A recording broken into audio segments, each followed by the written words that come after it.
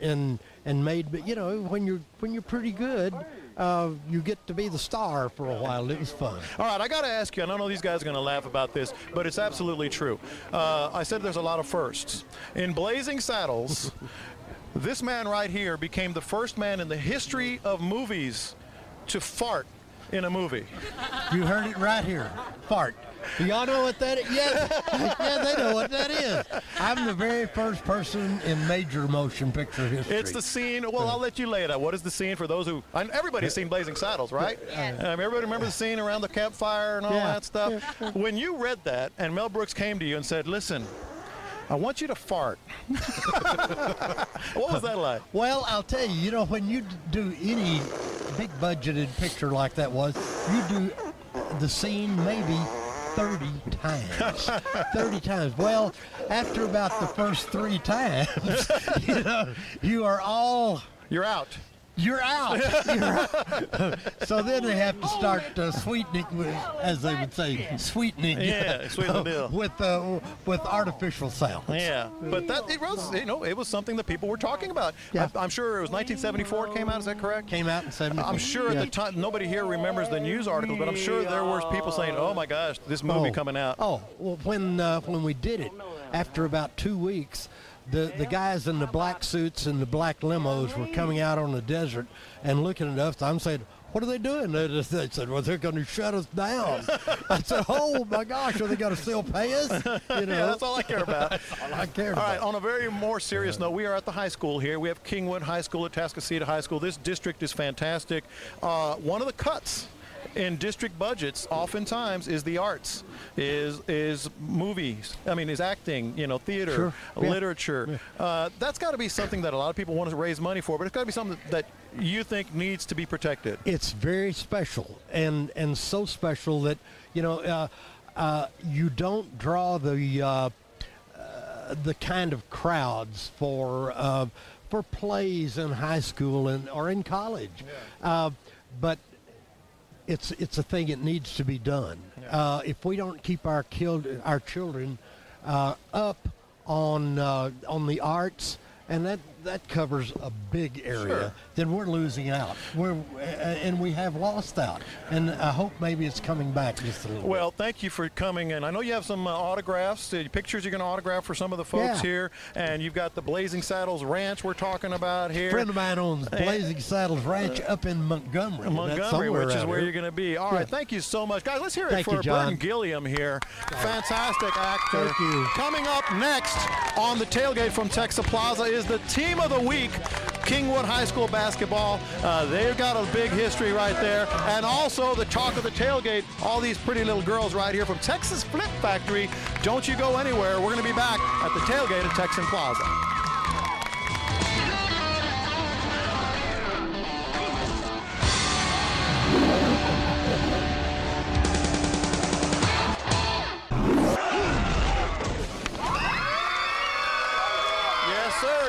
Right here, the tailgate at Texan Plaza. This is the place to be, and this is the station you want to watch on ION. Every Saturday we're here. I'm going to get to how you can be a part of this in just a minute, but right now back at the tailgate at Texan Plaza, our Team of the Week, Kingwood High School Mustang basketball. Big, tall, handsome guys right here, and I'm joined now by Coach Royce Huseman. And Royce, you've been there a while.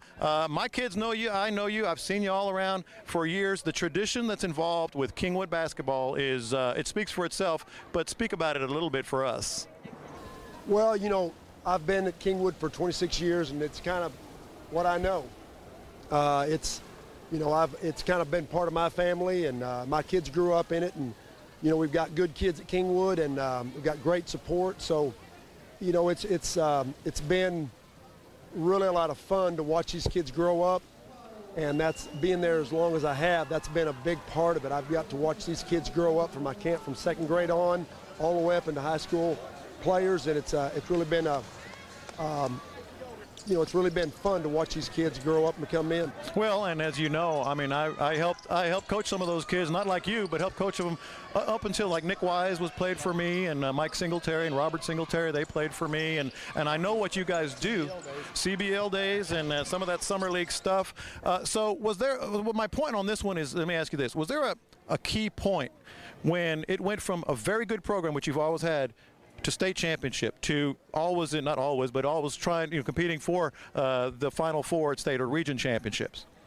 There was a point in there where, as a coach, you learn what you have to do to be successful. There's a point in there, and then you get the right kids in your program. So, we can take it, as coaches, you can take a little of the credit, think that you're doing it, but you got to have kids in your program too. And I think in the year where it all started, I think was in the year 2000, when I had kids like Chad McLeese and Glenn Gardner, some of those guys, and then we went on to Will Whittington and Jordan Harris and some of those guys. And those kids, now you can show your kids in the program, this is what it should look like when you're successful. And so you've got something to build on when you get those kids in the program. Well, let me ask you this, because I asked it of some of the Humble football players because of their great tradition there. When these guys put on that jersey, how do they know what they have to live up to? Because the banners are up there, but until you know what those guys went through before you, it's just not the same. How do you get them to understand the responsibility of putting on a Kingwood jersey? Well, from day one, we talk about the legacy and what it means to be a part of Kingwood basketball. The bar's been set. We're not going to try to reinvent anything. The bar's been set at where they need to get to. And then it has a lot to do with those kids coming back. Right. We have those kids coming back, work our camps, and we have them come back in our open gyms. And these guys get to play against those guys that are at the college level now. And those kids will just take them sometime, just say, hey, this is what you got to do. And it really makes a big difference when your kids come back and help keep that ball rolling. Let me ask you real quick, because I always get tickled when people talk about the Kingwood style. And all that is great fundamental basketball. But it almost upsets me, and my kid played at Humble, but I love your program. But it always upsets me because the connotation is, oh, they're not athletic. Kingwood style, like it's slow, whatever basketball.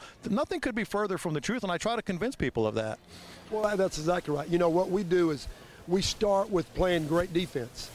And a lot of times we get a bad rap of playing slow. Right. And really, if you watch us play, our defense, because we don't come down and make 45 passes a game. Right. We try to score on the break. We try to score in one or two passes, punch the ball inside, kick it out, and shoot the ball and go rebound it. If you watch us play defensively, we're good enough to make you have to pass the ball 10 and 12 times to get a good shot. Exactly. Well, we sure appreciate you guys. Give yourselves a hand. Team of the week right there. And now I'm gonna walk with Ashley and MacKenzie over here. Let's get Ashley and MacKenzie here. Look, trust me, nobody wants to see my face. All right. Excuse me, girls. I want to make sure you get on TV. This is Ashley and MacKenzie, Texans cheerleaders, and you came on a good day, Chris. This is Coach Chris from the Texas Flip Factory, and Jenny, who also is there, one of the coaches. I'm going to ask the girls to give the girls some advice, but let me ask you about your program first. It's been around for a long time, and it's certainly one of the premier programs out here. But the thing that's amazing to me is how you get this size to this size, and they're all still competing. Well, it takes a lot of effort on the kids, mostly, not to leave out the parents, because gosh knows they have to get them there and pay for everything and be behind them. But it's a lot on the kids' part. They're in the gym anywhere from 4 to 6 hours a week. They're tumbling, they're learning new skills all the time, and they never say they can't. So that's what's important. Let me ask Jen real quick, because you came through the program. You were a varsity program. I mean, you were a varsity cheerleader at Humble and U of H. Some of the alumni, that has to help the younger girls understand I can get there. Yeah, it really does. Some of them actually got to see me cheer when I was at Humble High School, and we've taken some of them to see me cheer at University of Houston. And so I think they think, well, if my coach can do it, I can do it, and I can get there. So it helps a lot. Tell me, Chris, about some of your alumni. I'm sure you've had them just all over. Where are some of the places they've cheered and they've moved on?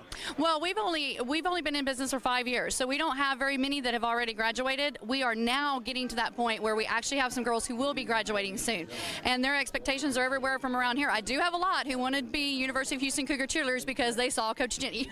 All right, some of the community events you do, which is another big part of what you do. What are some of the things going on there? We do wreaths across America every year. It is the laying of the wreaths at the Houston National Cemetery. We do collect for that, and we also help with the hand program around town. Anytime someone has a need and they bring it to us, we bring our girls and get them involved and try to do what we can to help out. All right, let me bring Ashley. Bert, you hold the microphone exactly. there. Let's bring Ashley and MacKenzie back in here. Let me ask Ashley first. Talk to these girls. They all want to be where you're standing. It's like when we have professional athletes here. What can you tell the little girls? I mean, not everybody's going to be a Texans cheerleader, but what it can do for them to go through this program. Just being in here, you just have to have the biggest heart. I know all of y'all do. It's just something that you love to do when you get older, and you keep your spirit, and you just want to be in front of that crowd. You do what you do, and you keep it up. You know, and I want to jump in there, and that's the thing. Coda was telling me earlier, we were talking before the show. You know, every one of these girls start out with a dream, and this right here is proof that you can live up to that dream. She's actually the coach here in Humble and in Kingwood, so these girls are your future here. And, you know, what do you tell them to look forward to and how they should prepare for the future? Well, I would definitely say work hard and play hard. You got to stay working hard on that schoolwork too, girls. It's every bit a part of it as a cheerleader, and being a good role model as well. And work hard at your cheerleading as well, and it'll let you have a lot of fun. All right, MacKenzie and Ashley, both of you, I want y'all to take a step back, and I'm going to put these girls on the spot, see if they can do some sort of a yell, some sort of a cheer, and I'm sure they can do it. Everybody back up, and let's put on display the Texas Flip Factory. And then we're going to have our judges, our judges right here are going to do it. Ready? All right, on three, we're going to do it. Ready? 1, 2, 3. Texas Flip Factory, the orange, blue, and white. You think you can beat us? Yeah, right. All righty. All right, let's go to judge number 1. That would be Ashley. Ashley, what'd you think? That was awesome. MacKenzie? Awesome. Fantastic. I love the smiles. All right, remember, always smile. Even I know that. All right, y'all stay right here because, again, they don't want to look at me. I do want to do a couple of shout-outs to everybody here, the crew, especially Provicom, the guys behind the camera. They do all the work and the lights, and, of course, Jose, Rusty Odom, and the students that always help us out here at the Kingwood High School Advanced Audio Video, Humble ISD Troy, Kite, the athletic director, and, of course, the great fans here at Tailgate. We enjoy you doing this show for you every week. And, Bert, how about a couple of parting words from Texan Plaza? You know, the really cool part is Chris's husband, Stacy, is president of the Rodeo Association, and he just officially got the document signed. We have Pat Green and Mr. Kevin Fowler. Pat Green on Friday night and Mr. Kevin Fowler. And what do you girls think about that? All right. Don't you go anywhere. Next week, same time, same place. I'm John Lopez. This is Bert Rocker. I know you're looking at them, but look over here for a second. Don't go anywhere. Next week, same time, same place. The Tailgate at Texan Plaza.